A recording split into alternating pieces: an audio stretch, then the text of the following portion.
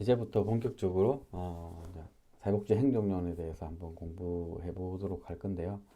사회복지 행정론 하면 뭐가 떠오르세요? 이후에 이제 간단하게 먼저 이야기하고 시작을 하겠지만 저희 과에 오셨던 여러 가지 고민 중에서 이제 사회복지 상담과라는 과를 선택하셨고 이 선택한 과정에서 이제 저하고 수업을 하게 되는 필수급 과목 자격증을 위해서 필수급 과목 중 하나인 사회복지 행정론을 배우게 됩니다. 왜 행정론을 1학년 1학기 때 배울까? 뭐 이런 고민도 있었겠지만 그만큼 중요하다라고 말씀드릴 수 있을 것 같아요. 여러분이 사회복지에 대한 첫 경험을 하는 부분에 있어서 하나의 관문이지 않을까라는 생각을 해보게 됩니다. 그래서 그러니까 사회복지 행정론을 잘못 오해하시면 너무 어렵다. 내하고는 안 맞을까? 이렇게 이야기하실 수도 있는데 그것보다는 이건 내가 했던 경험 속에서 요건 요렇게 활용했으면 좋겠다. 그러니까 바로 그러니까 고등학교를 졸업하고 바로 오는 친구들 같은 경우에는 그런 경험을 해본 게 없기 때문에 책의 이야기들을 좀 집중할 수 있다면 특히 이제 저희 과는 만학도 분들이 많으시잖아요. 여러분 주변을 한번 둘러보시면 수업 시간에 다양한 경험을 하고 오셨기 때문에 이 경험들을 어떻게 활용하느냐가 저희 과가 살아남는 관건이지 않을까 생각을 합니다.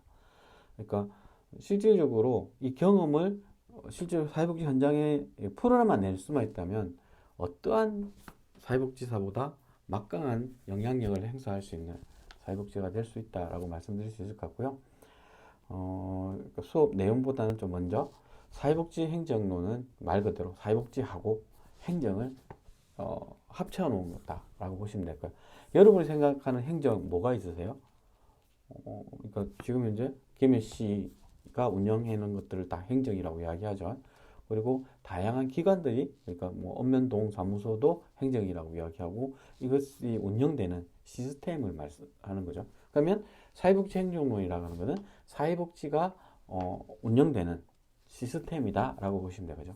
지역아동센터는 지역아동센터대로, 공동생활가정 공동생활가정, 노인복지관 노인복지관대로 그 나름의 운영 방식들을 다 가지고 있고 그것을 어떻게 운영하느냐에 따라서 뭐 그러니까 똑같은 예산을 통해서도 어떤 시설들 같은 경우에는 지역에 호평을 받는다면 어떤 회사는 지탄을 받기도 하게 되는 거죠. 그래서 이제 여러분들이 이제 어떤 꿈을 가지고 오셨는지 저는 그 솔직히 궁금합니다. 그래서 자기소개서 쓰실 때 그런 내용도 담아주시면 저는 엄청나게 행복할 것 같아요. 그러니까 사회복지사가 꿈일 수도 있고요. 상담사가 꿈일 수도 있고 그냥 노후에 어떤 일을 할지 모르니까 이제 준비하는 과정으로 뭐 그 어떤 것도 다 중요하다고 생각을 해요. 그래서 지금 이제 우리나라가 이제 엄청나게 변화할 수 있는 계기점이 되는 것 중에 하나가 뭐냐면 어, 아까 OT 때는 그렇게 말씀드렸어요. 120만 정도가 이제 장롱 면허다. 근데 이게 어떻게 보면 저희 사회를 더 밝게 만드는 하나의 원동력이 될 수도 있는 거죠. 120만 명이 그러니까 뭐 쉰다고 표현할 수도 있고요. 아니면 다른 일을 하면서 준비하고 있다라고 표현할 수도 있는데 이분들이 사회복지 현장에서 할 수 있는 일을 제대로만 찾는다면 어떤 변화를 일으킬지는 모릅니다. 전 세계적으로 사회복지사라고 라는 이름을 가지고 있는 나라는 그렇게 많지는 않아요. 근데 우리나라 같은 경우에는 그런 활동들을 할 수 있는 몇 안 되는 나라 중에 하나라고 하고요. 특히 이제 제가 이제 대학원에 박사과정을 밟고 있는데 다른 나라에서 우리나라에 특히 저희 과에도 많이 와서 수업 공부를 하고 같이 공부를 하고 있습니다.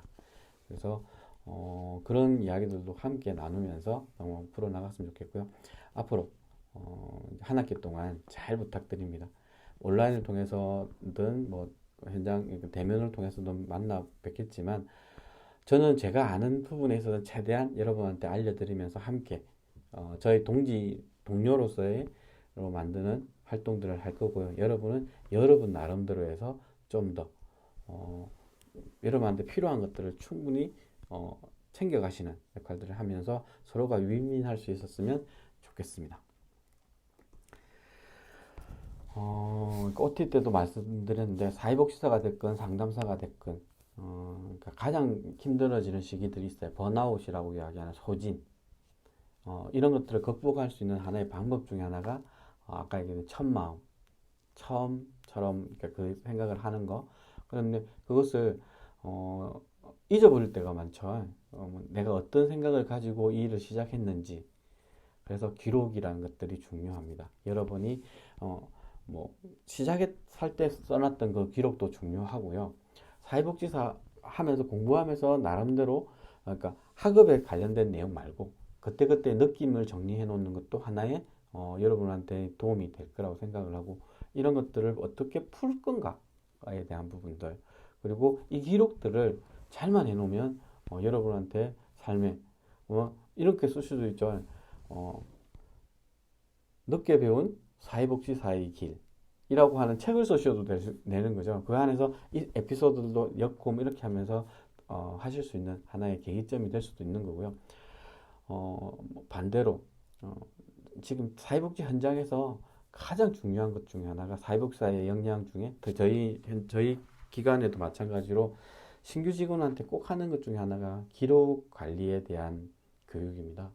그래서 기록 관리를 잘 해놓으면 여러분들이 현장에서 실수를 하더라도 이것을 충분하게 보완할 수 있는 이런 것들입니다. 그래서 그렇다고 해서 대놓고 그 클라이언트가 있는데 그 기록하는 것은 아니겠죠.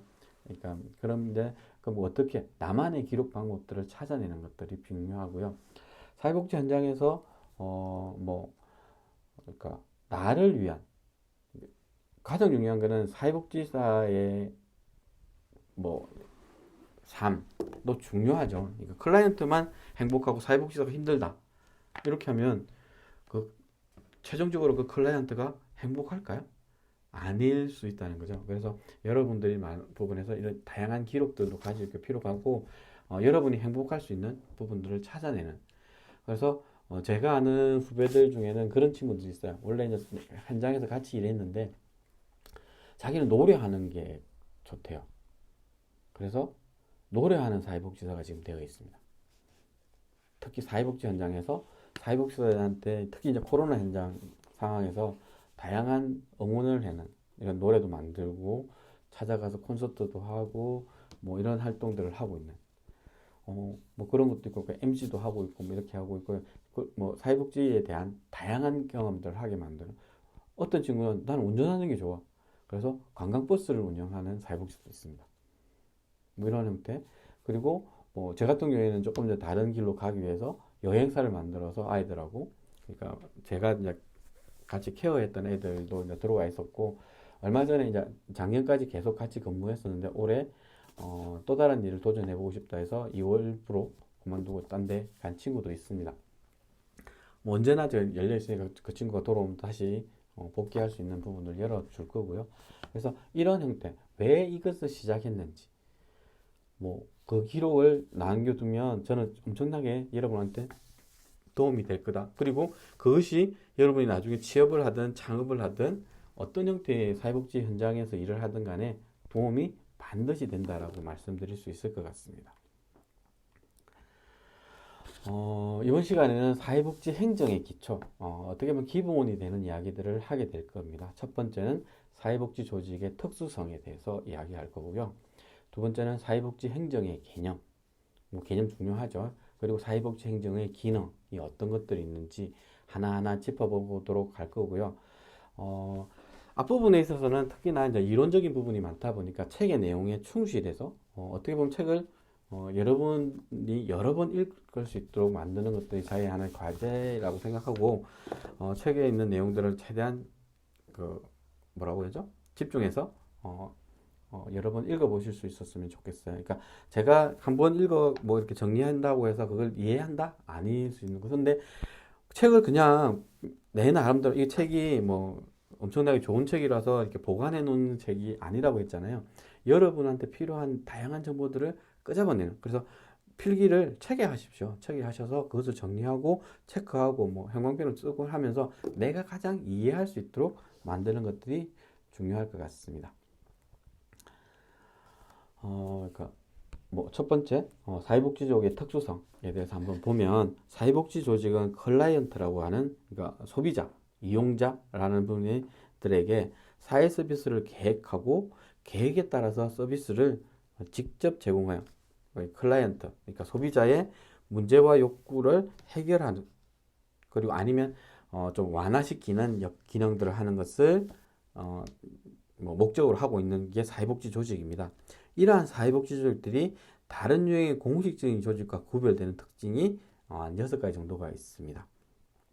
첫 번째는 사회복지 조직의 원료는 문화적 가치를 부여받고 사회적 도덕적 정체성과 생명을 지니고 있는 인간이라는 점이 가장 큰 거죠. 그러니까 사회복지 조직의 가장, 그래서 더더욱 그러니까 저희들이 뭐라고 해요, 도덕성을 요구받고 있다라고 말씀드린 거죠. 저도 이제 그러니까 대학원에서 이제 박사학위 논문을 쓰기 위해서 이제 고민을 많이 하고 이제 준비하고 들어갔는데 저희 지도 교수님이 단칼에 그건 안 돼. 그래서 지금 멘붕이 와서 한 2년 쉬었고요.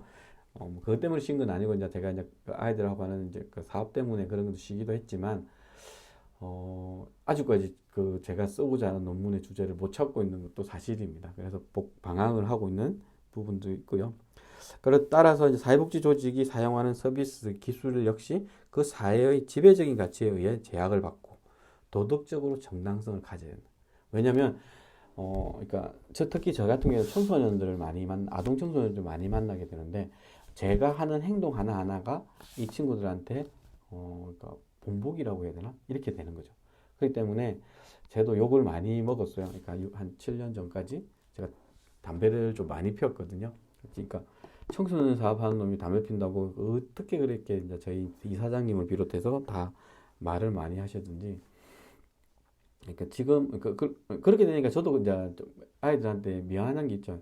애들한테 담배 피지 말란 말을 못했어요. 그냥 조금 줄이지 이 정도는 이야기했는데 근데 이제 지금 끊은 지 한 7년 정도 돼 가거든요. 끊은 게 아니고 참고 있는지. 그러니까 아이들한테 이제 이야기해 줄 것들이 생각해. 끊으니까, 아니, 참으니까 이런 게 좋아. 라고 이야기할 수 있는 이런 것들. 그러니까, 내가 할 수 있는, 표현할 수 있는 것들이 더 많아질 수 있다라는 것들 이야기 드릴 수 있을 것 같아요. 그래서 도덕적인 부분에 대한 이야기들을 먼저 할 수 있을 것 같고요. 두 번째는 사회복지 조직의 목표는 불확실성하고 애매모호한 경향들을 가지고 있다. 그러니까, 딱 이거다. 정답이 정해져 있지 않다는 거죠. 그래서 사회복지 조직의 목표가 가치와 규범, 이념을 담고 있고 사회복지 조직은 클라이언트와 다양한 이해관계를 얽혀 있는 개인과 집단으로 구성되어 있기 때문이다라고 할 수 있습니다. 다양한 다른 사회적 배경과 이해관계를 지닌 구성원들이 기대를 모두 수용하려다 보면 목표가, 왜냐하면 그러니까 각양각색에 있는 사람들의 욕구나 문제의식 이런 것들을 하다 보니까 그것을 다 두리뭉실하게 해놨다 보니까 그러니까 실질적으로 이거다라고 이제 제시할 수 있는 게, 그러니까 A라는 사람과 B라는 클라이언트의 욕구가 다르다 보니까 해결 방법도 다르고 제시하는 방법도 다르고 자원도 달라지는 이런 부분들을 이야기를 하고 있습니다. 세 번째는 그러니까 사회복지 조직은 불확실한 기술을 사용한다. 아직까지 사회복지가 학문적으로 현장에 나와서 이제 정립되고 있는 시기가 그렇게 길지 않습니다. 그렇다 보니까 이게 아직까지 100% 검증되었다라고 할 수 없는 기술들을 사용하고 있는 거죠. 그래서 사회복지 조직들이 사용하는 기술이 불확실할 수밖에 없는 이유는 우선 사회복지 조직의 원료가 인간이라는 점이고, 인간은 변화무쌍하고 복합적인 존재이기 때문에 어떤 기능을 하고 어떻게 변화시켜야 하는지에 대한 지식 자체가 불완전할 수. 예를 들어서 이런 거 있죠. 그러니까 코로나 시국에 백신도 문제가 많았죠. 완벽하지 않는데 맞아야 되니 말아야 되니 뭐 이런 것들. 저희는 선택의 여지가 없었습니다. 사회복지 시설에 있다 보니까 저는 백신을 4번 맞고 5번에도 맞으려고 했는데 이제 안 맞고 버티고 있는 상황. 근데 주변에 사람들이 많이 걸리니까 또 맞아야 되나 이런 생각들을 가지고 있습니다. 그리고 사회복지 조직이 개입해야 하는 인간의 속성들은 대부분 관찰이나 측정이 불가능하기 때문에 이런 것들을 예측하기가 쉽지 않다. 그리고 사용했던 기법들도 아직 그 검증이 100% 이루어지지 않고 있다. 그래서 더더욱 어렵게 돼. 그래서 예를 들면 이런 거 있죠. 아이를 키우던 부분에 있어서는 여러분의 경험들이 더더욱 소중할 수 있다는 거죠. 근데 그게 객관화가 되어 있지 않기 때문에 우리한테는 맞았는데 실질적으로 다른 애들 적용하기가 쉽지 않은 부분이 존재합니다. 그것을 어떻게 풀 건가에 대한 거면은 여러 사람이 같이 논의하고 토론하고 하는 과정에서 이것을 모아가는 부분이 필요하다라는 거고요.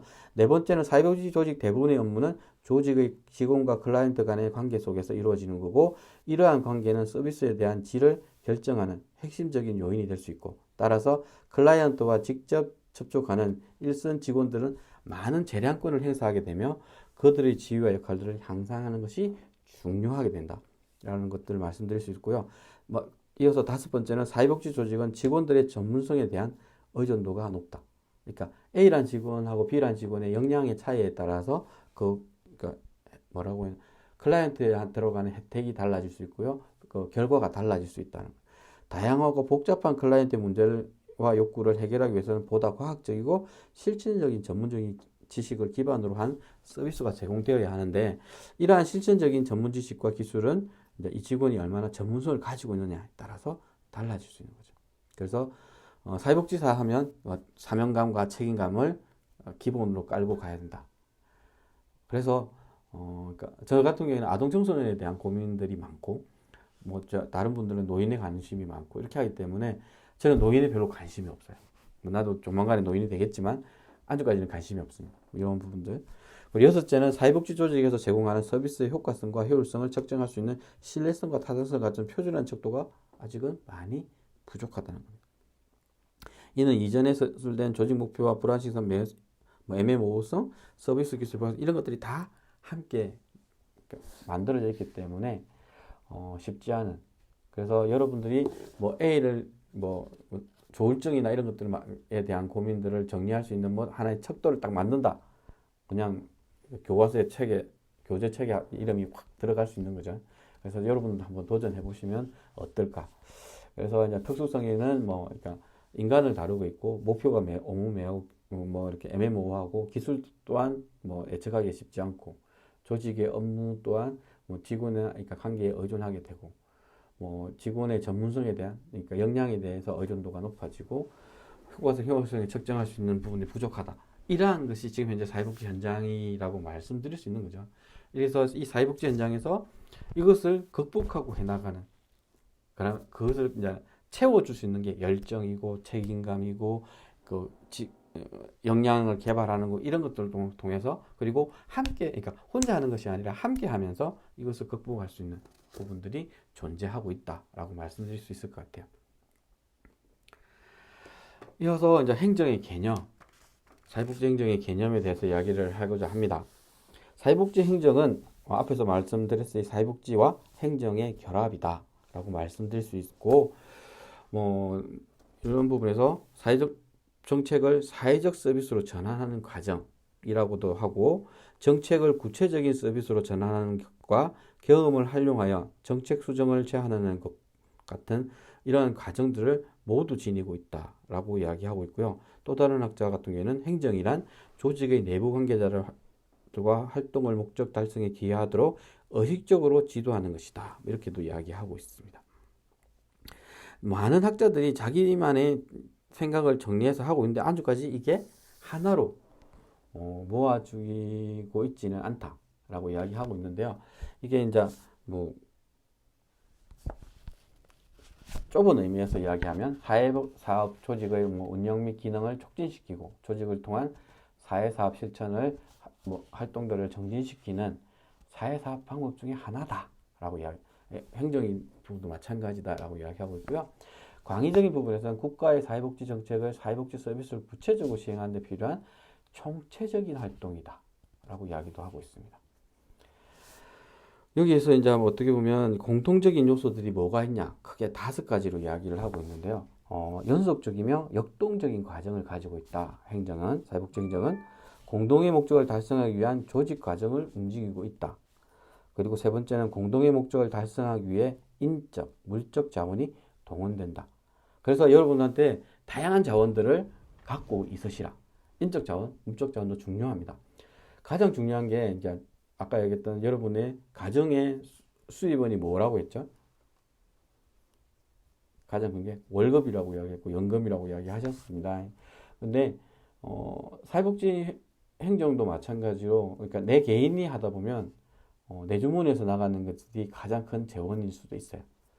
그게 어떻게 보면 내가 돈이 어느 정도 있다 하면 정부 돈 안 받는 게 가장 편합니다. 네. 정부 돈을 받음으로부터 그 감사나 이런 것 때문에 이제 간섭 이런 것들, 책임 이런 것들이 생기기 시작을 하는 거죠. 뭐 이런 부분들로 만들 수 있다라고 이야기하는 거고요. 광의적으로 보면 국가의 사회복지 정책을 사회 서비스를 구체적으로 시행하는 데 필요한 총체적인 활동이다라고 이야기하고 있는 거죠.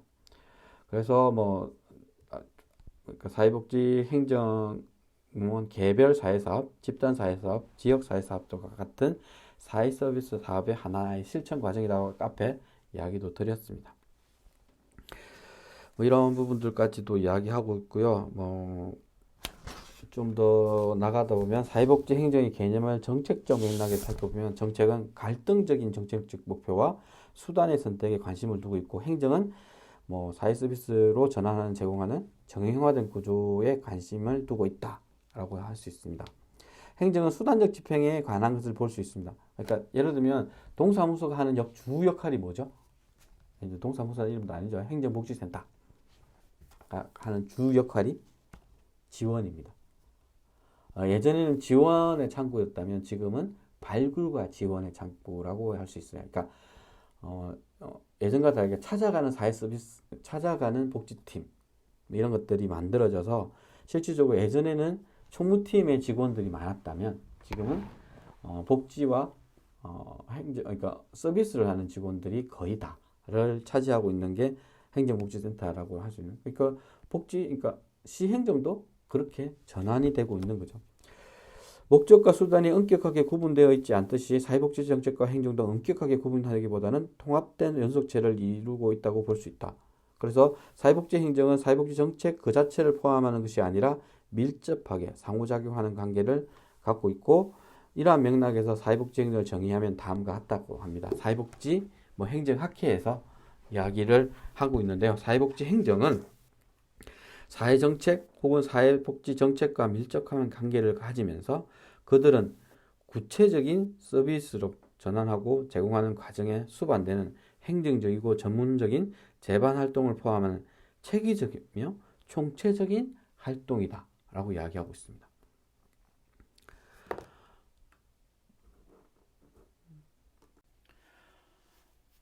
이어서 사회복지 행정 개념에서 사회복지 행정의 특징에 대해서 한번 보면 크게 도덕적 딜레마와 선택의 문제가 있고 두 번째 외부 집단에 대한 의존성, 세 번째 사회적 약자의 보호 및 옹호, 네 번째 타기관들의 연계 및 협력들에 대한 고민들을 하고 있습니다. 그리고 다섯 번째 목표에 대한 신념과 의지, 여섯 번째 기관 기준에 따른 성과 측정, 일곱 번째 인적 자원의 효과적인 관리, 여덟 번째 클라이언트의 참여 이렇게 되어 있는데 조금씩 이제 구체적으로 들어가 보면 들어가기 전에 일반 행정과 구분되는 사회복지 행정의 가장 큰 특징은 인간에 대한 직접 서비스를 제공하는 휴먼 서비스다. 많이 들어보셨죠? 휴먼 서비스.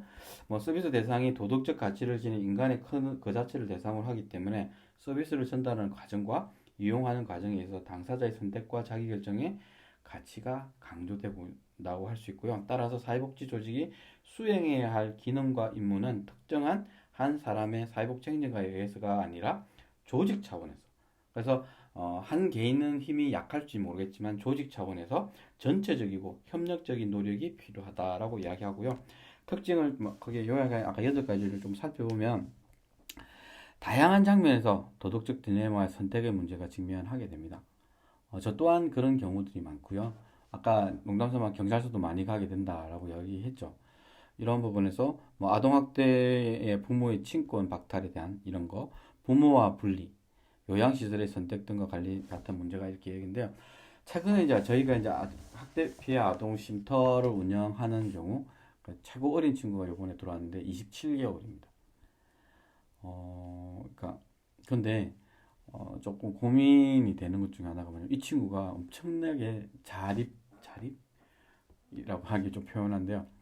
숟가락을 떠서 직접 밥을 먹습니다. 엄청나게 이렇게. 그리고 자기 거에 대한 애착도 강하고 이런 부분들. 그리고 부모는 나 몰라라 하는 이런 상황들이 있습니다. 그럼 최근에 이제 학동학대 같은 경우에는 이제 바로 분리를 하죠. 이런 부분들에 대한 고민들을 여러분들 어떻게 생각하는지. 어, 가족의 문제이기 때문에 안 된다라고 하실 수도 있고요. 그러니까 최근에는 그냥 예전에는 이제 일반 민간인이 가서 조사하고 했는데 이런 것들에 이제 문제 제기들이 많이 돼서 조사를 시 공무원하고 그리고 경찰이 바로 같이 갑니다. 그래서 뭐 분리에 대한 이야기들을 바로 집행하고 아이를 바로 떼버립니다.